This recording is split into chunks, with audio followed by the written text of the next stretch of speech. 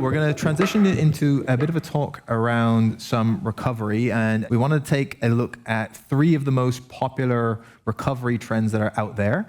And we'll turn to our resident expert in all things recovery, Professor Halson, to go through some of these trends and take a look of, are they legitimate, are they overhyped, or somewhere in between? So maybe if we can pull up one of the popular trends people have asked about, and that's infrared sauna. Maybe a little bit overhyped. We don't have a huge amount of science in this space, but I think this is a really good example of just because you might do something in the recovery period post-exercise doesn't always mean it's a recovery strategy. So what I mean by that is 10 to 15 minutes in the infrared sauna might make you feel pretty good, might make you feel quite relaxed, quite nice. I don't mind it myself.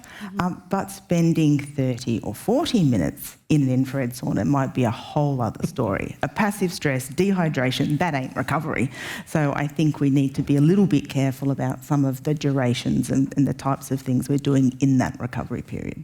Fantastic. Let's turn to our next potential trend that people have asked about. Smart recovery clothing, which I think is probably colloquial terminology for around compression garments that people might use as recovery. So in the area of evidence around compression garments, what do we see? Yeah, so this is another example of recovery strategies that come from the medical world. And we think, right, it'll work for patients, so maybe it'll work for tired athletes or athletes that need to recover. So there's a little bit of science around the benefits of compression, the idea that it constricts the peripheral vessels and forces the blood flow through the deeper vessels. But there's lots of good evidence on compression garments for perception of recovery, enhancing the perception of recovery, enhancing the perception of improved or reduced soreness. So there's a bit of science there. So I would say pretty legitimate. Okay, and let's turn to our final one. Good old ice baths. And we're going to talk about this a bit in a minute, so I won't go to town too much because I could. I think we need to think about short-term goals, and are we working with athletes? Like, are we in congested schedules with Clare's athletes versus an everyday person who is, not performing, or somebody who's maybe in Dr. Helm's world who are bodybuilding? That's probably a different story. So thinking acute and short-term goals versus longer goals, adaptation, etc. 2 different stories. So lots of good evidence for acute benefits, not a lot of good evidence for longer-term adaptation, which is where we need to be careful. So I'm kind of going to sit on the fence on this one. Right. Let's turn to our discussion, maybe get into some of those details. We're going to have our next little segment around recovery scores, which of course a lot of athletes using it in some way or have come across different devices or algorithms that might help them. And Professor Halson, with this area, we have now huge amounts of data, huge amounts of consumer-facing technology that's available, many that use different recovery scores or algorithms to help people guide not only what they should be doing after training, but even their training itself. Can you maybe give an insight into the bit of context we need to be aware around this and what evidence we see in the use of things like a recovery score someone might get from a device? Yeah, recovery scores are really tricky because most of the companies, and I understand why they don't, but they don't tell you how they calculate these scores. Now, typically, we kind of reverse engineer, and we know that sleep and sleep duration in particular plays a really important role in those recovery scores. Now, those algorithms would not be developed for an athlete, right? They're probably developed by 20-year-old Silicon Valley techs, males probably as well. So we don't really understand the algorithms in terms of what goes into them. I think it doesn't help an athlete to wake up in the morning and see a bad recovery score because potentially that might not actually influence their performance, but it may influence it negatively by seeing a score that we don't know is accurate. For me, what I'm much more interested in is if I might measure everything. If I get a low recovery score, I'm more interested in looking at the metrics that contribute to that recovery score with the data that I've got. So what is it that's making my score low? Or alternatively, what metric is it that's making my score high? So if we do take a step back, you mentioned sleep is one of those core factors that would impact someone's recovery. Can you maybe talk just generally from an overview of some of those main other contributing factors that influence someone's recovery? Yeah, so in terms of recovery scores, the other things that would go into that, of course, we have sleep duration. We may have sleep quality for some of them. So some devices will measure architecture or stages of sleep. Heart rate and heart rate variability will also often go into those scores as well. And most of the devices will measure heart rate and heart rate variability pretty well. Great, and we'll dig into some of that. Jeet, if I come to you, when you're dealing with clients and maybe fielding some of their questions they have around their recovery, or maybe they come to you and say, I saw this post on social media around recovery, what do you think? What are some of the most common things they're asking you about? Well, when it comes to like recovery part, a lot of people say that, I'm training really hard, I'm eating well, and I'm not recovering. So the first thing which I say that, are you sleeping well? So that's the, making things simple is my, agenda all the time. So I said, are you sleeping well? Do you have a good mattress? Do you have a good pillow? So fix that thing. Are you taking a lot of stress? Are you happy in your life? So all these little things which contribute to the recovery part when it comes to sleep. So I focus on all that. And then I come back to the nutrition part, like, what sort of food you're eating. Is it, good enough for you? Is it enough for you?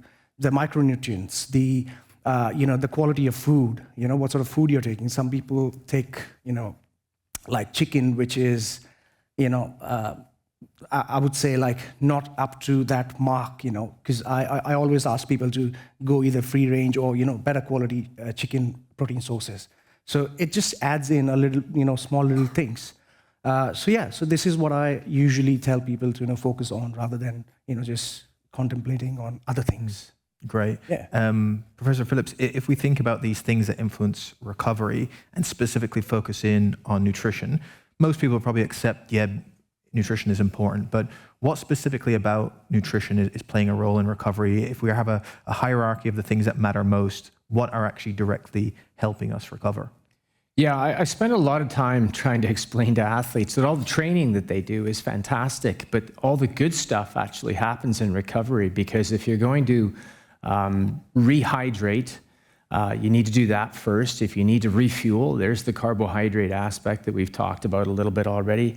And then the remodeling and the repair aspects, so the trinity of the 3 R's, if you like, are really some of the concepts I hammer with athletes. And to explain to them that you need to have all of those things dialed in the recovery process for recovery to make you better to perform, either if it's later in the day, for sure you need to get those things if you're doing 2-a-day workouts, or for the next training session. So, or if it's a hard week that you're planning, you need to do something, and your game really needs to be dialed in to have that recovery process support you in the next training session. So, recovery is where all the magic happens, if you like. And I think it's really important for athletes to realize that. There's a term, overtraining is one, and I could flip it around and say, oh, it's under recovery, if you like. I mean, it's really two sides of the same coin. But the whole idea that athletes, and sometimes coaches, forget a little bit about how important recovery is. But if you're not sleeping well, if you don't have your nutrition dialed, I mean, all of these things are going to compound and make you less able to recover and to be able to perform. And 3 matches in 1 week, if you're a premier level football player, that's a tough one, right? And maybe, Claire, we can piggyback off that, and maybe you can go into some of that context around that recovery process of how you think through it, particularly in a hectic schedule like you have now. What are some of the components that you specifically have to plan for? What are those variables that are at play with the chaos that is elite sport? Yeah, so I think touching on what Professor Halson and even Professor Phillips is after saying, I think sometimes for elite athletes, it's I suppose the most attractive thing for them is the trendy stuff that goes on. And what about this? And doing their compression or going straight for the sauna or going straight for the infrared sauna. Rehydrating can be a challenge before they actually look at the bigger picture of our biggest pillars that we know work for recovery, and that being refuel with carbohydrate, repair with protein, rehydrate with your fluids, and then sleep is a huge one. So there are kind of our non-negotiables of recovery. But I guess my job is, how can I influence the athletes to be convinced by this, to buy into the strategies and do it in a fun, different way that they will actually comply with. So while we start with the non-negotiables, and that might come from, as I said, coming off the pitch, you're trying to get a tasty drink or a tasty smoothie that includes your protein, carbs, rehydration in there. You're then, like on a game day, for example, when appetite is low, I'm trying to include like picky bits is what I call them. Often the players hate to see a big, massive meal. The last thing they want is a big steak dinner after a game at 11 p.m. at night. So we're trying to include carbohydrate, protein sources, different shots, shakes, different sources that basically can kind of tick all boxes depending on how that player or athlete feels. So often we go for the likes of bao buns or duck pancakes, or even the likes of like some garlic bread, different sides like that. Arancini balls are a great one. Athletes then like to nearly pick on these while choosing their main, and it's a way of nearly tricking calories, carbs, protein in before they actually sit down to their meal. So already they might have got a 30 gram protein hit, or even 10 grams of protein, for example, depending on it, and a 30 gram carbohydrate hit before sitting down to their main meal. So it's about nearly tricking and sneaking calories in. Alongside that, we do use some additional recovery nutrition supplements. I suppose in elite sport, we don't really have the luxury of waiting for a large body of work to come out to fully support a supplement. And we do know there's quite a lot of recovery trends out there. My approach when it comes to these type of supplements are, if there's no harm involved, there's no toxicity risk, there's no side effects, there's no potential harm in a supplement, for example, the likes of tart cherry or curcumin even, that we don't have enough evidence to say this definitely works, or this definitely reduces muscle soreness, or this definitely can, reduce inflammation between games or between training or between sessions. However, by supplementing, there is no harm involved, and there might actually be a benefit. For example, take tart cherry. The benefit, even if it doesn't help recovery, it's still getting some nice antioxidants in, or still supporting that kind of 5 to 7 plus a day that we're trying to aim for. So that's kind of my approach when it comes to even the likes of collagen for a tendon ligament injury. A little bit of mixed research behind it, a lot of conversations around it. It's not going to do any harm. So we're hoping it works, because we're looking for these 1%ers, and there is some nice emerging evidence around some of these. So yes, we do include these in strategies, and particularly in these really important recovery windows, short turnarounds. Even omega-3 is another one.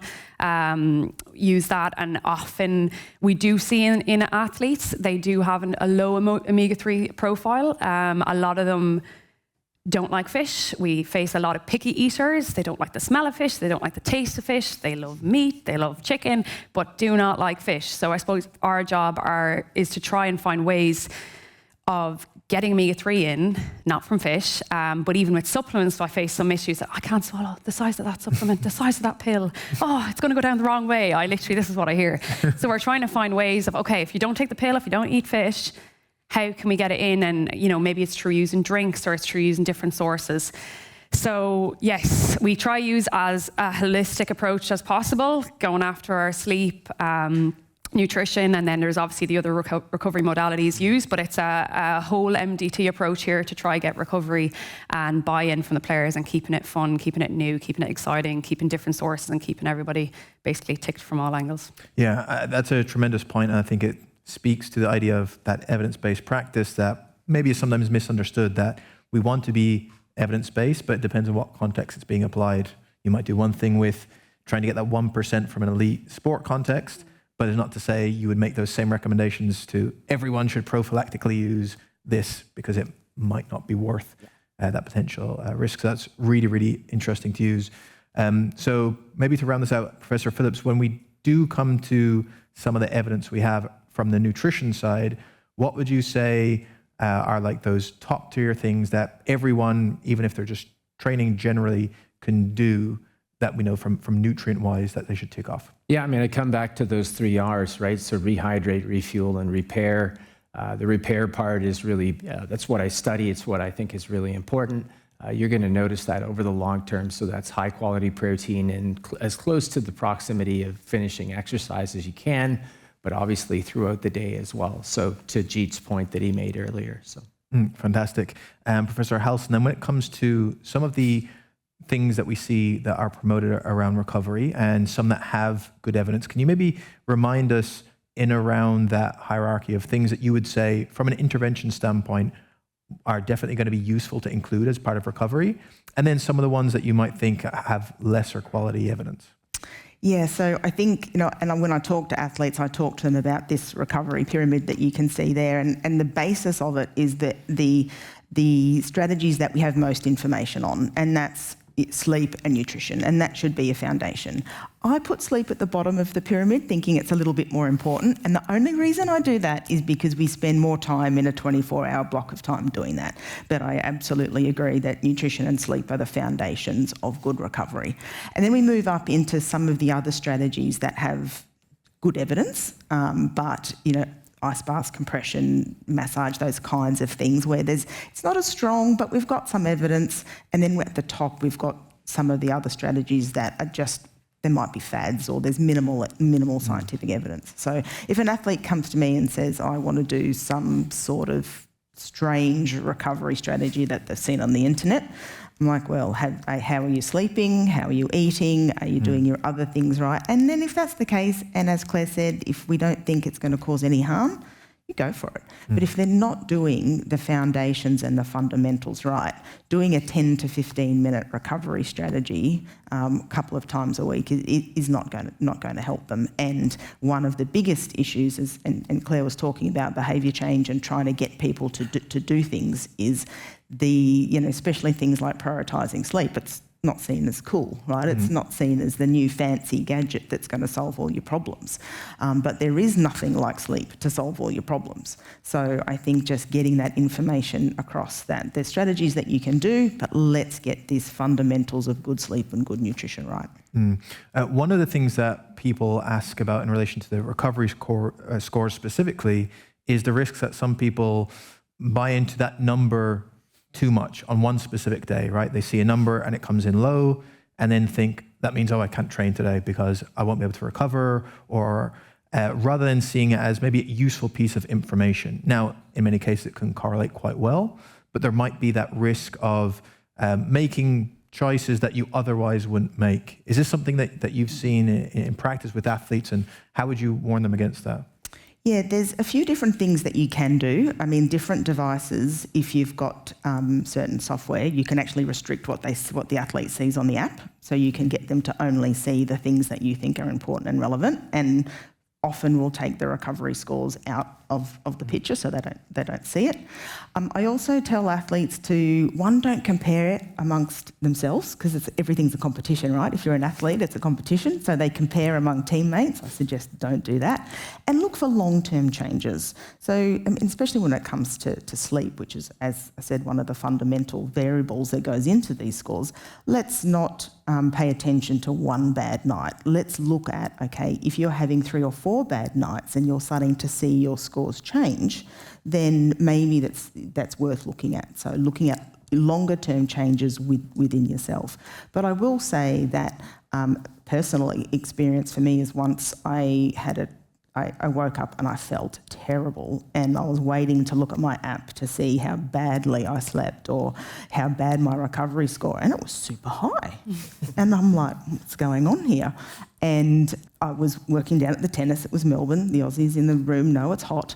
And I was just dehydrated. I felt terrible because I was dehydrated. And I was going to my scores and I was like looking for my scores for the answer. And I was like, no, you just need to drink a little bit more. So I think there are times when it can work in the positive direction as well. That can work in the negative, but it can work in the positive to make you go, okay, well, I'm understanding maybe what's contributing to the scores, but if there's nothing there, what else might it be? Fantastic. Jeet, is this something you've seen in your own training or with clients, the use of recovery scores in both positive or maybe not so positive ways? Yeah, I mean, of course, there is some evidence, as we have been discussing a lot.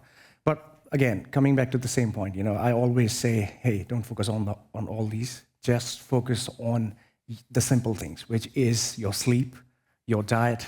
And, if something is benefiting you, for example, taking some sort of, because, for example, if you talk about like back in India, there are a few people, those who are focusing on taking Ayurvedic herbs, for example, ashwagandha and shilajit.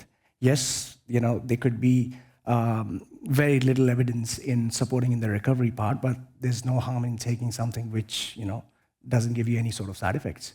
So that's one thing which I always ask people to, if you are taking all these things right, sleeping well, eating well, add these kind of things as well sometimes and see how it works in your body.